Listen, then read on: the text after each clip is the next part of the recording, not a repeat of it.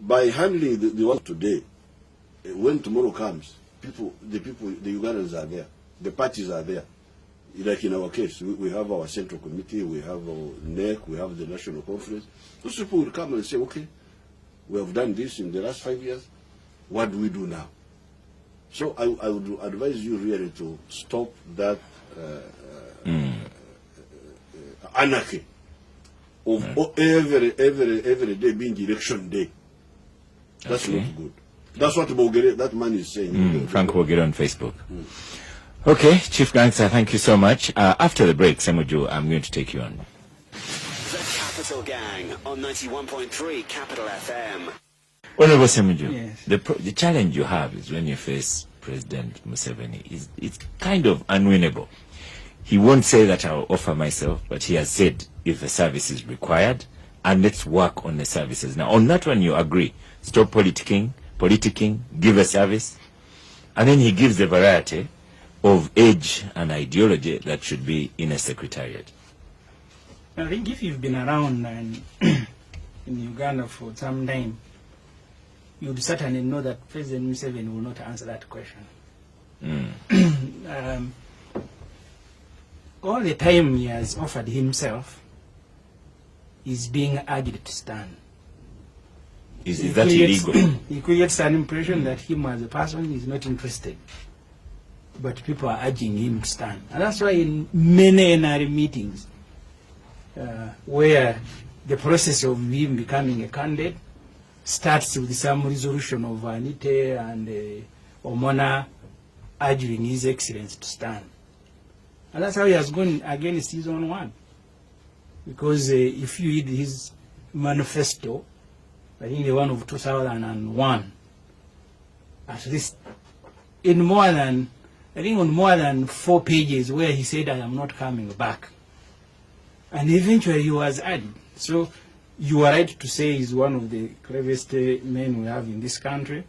But the point is, and the president said it in his book, what are Africa's problems?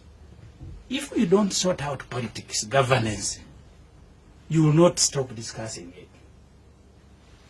Because let me tell you, Oscar, the president, when he came here and captured power, 1986, Uganda was the project.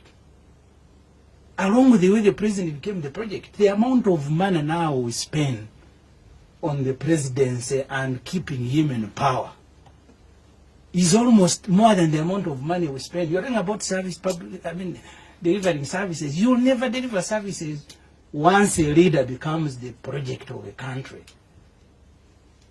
Then the president came here, he said, I'll go and buy furniture in Kawempe. He was riding Santana. He gave his ministers in the Saniraure, he said, we must be frugal with our resources. When I was in South Sudan, at the inauguration of that country, the president came with his jet, the chopper was there was a motorcade. When you combine the amount of money we spend on the president visiting, in fact, I sat with the ministers and MPs from UK and other countries. I had been sent there by the speaker. When the president arrived, they were wondering whether he was the president of South Sudan. South Africa, which is the second biggest economy in Africa, their president came with 3 vehicles provided by South Sudan. The one of Uganda came with a jet, with a chopper, with a motorcade of about 50. And even all of these people you see now who are hovering around, it is not because they love the president more than Mushega. It is because they have discovered when you go and begin praising the president, there will be personal benefits. And that's what is killing Uganda. We will never discuss anything. In the parliament, we are discussing the president. On radio, everybody is discussing Mr. Museveni. And it is only him who can stop this discussion. When the president put Uganda at the center of the discussion, the time when he was still, because he's been also been around, ideologically charged, and I use that word ideologically charged, I meant it. He said, now we will no longer buy your thing. We will bring maize, you give us ammunition, you give us this and that. And you think he's changed from that? I said when he was ideologically charged. And you think he's changed? The environment has changed him. He's not a socialist that we had when he captured power. He's now a capitalist. Has the environment changed you? You drive a Prado.